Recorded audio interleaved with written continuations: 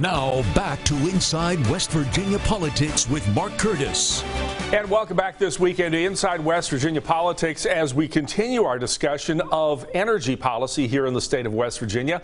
I want to introduce a really exciting guest right now. Joining me is Nancy Bruns. She is the co-owner of the Dickinson Salt-Works in Malden, West Virginia, one of the most legendary and iconic companies in the state, and she is a seventh-generation descendant of the Dickinson family. I am. Good morning. Great to have you on the show. Listen, the reason we're having you on is you guys are doing a major conversion. We were out with you last week doing a story on the fact that Dickinson Salt-Works, which has been here for over 200 years, is doing a complete makeover, converting to solar energy. Why? We are.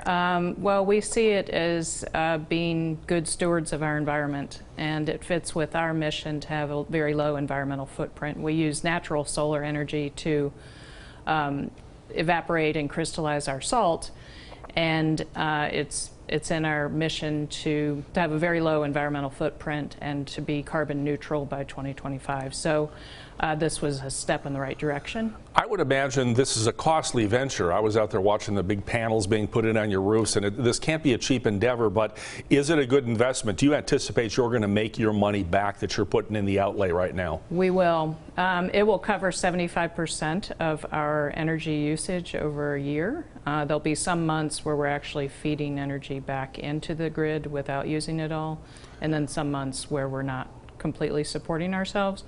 But in 5 to 7 years, we should get our investment back. And we also had a USDA REAP grant that covers 25% of the cost.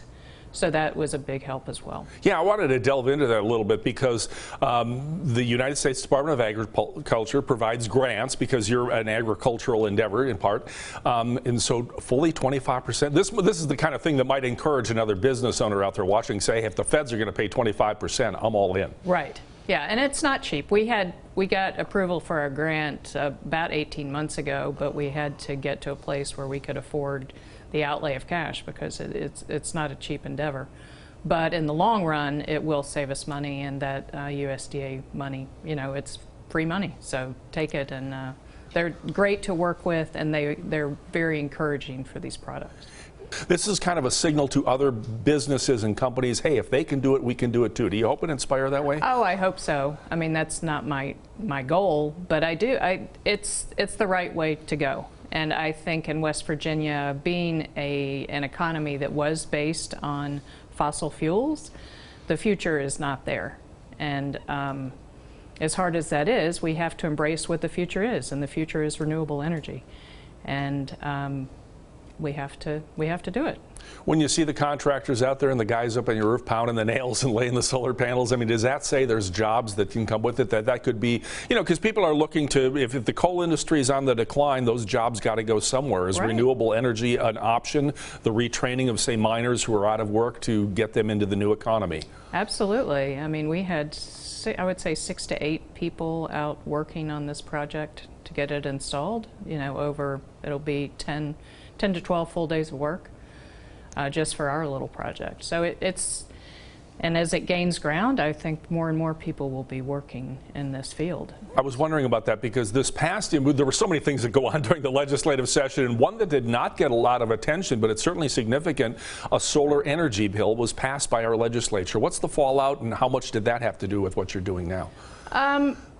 We were already approved for the grant before that, but I do think that solar energy bill has a bigger impact on the state, and for AEP putting out RFPs for private and public companies to put in solar projects for their usage. Our family, the Dickinson family, away from the Salt-Works, is looking at that, some of our natural resource land. It's important to embrace these projects, and so we hope on a bigger scale to be in this as well. All right, we're down to 30 seconds. Real quick, I want you to give your website because people can go on there and find out about this, but more importantly, find out about your salts and all your other great products. Yeah, it's jqdsalt.com. Yeah, and they're open for tours. Are you still open during COVID for tours, or do you have to put that? We are, Monday through Saturday. But wear a mask. Between 10 and 4. We encourage a mask inside, but we'd love to have people come out and see what we do. Yeah, I've taken the tour many times, and I love their salt products. So thank you, Nancy Bruns from the Dickinson Salt-Works in Malden, for being here and talking about your solar project. Thanks for having me, Mark. We're going to have more of this discussion with the man actually installing the solar panels out there when we come back. Stay with us.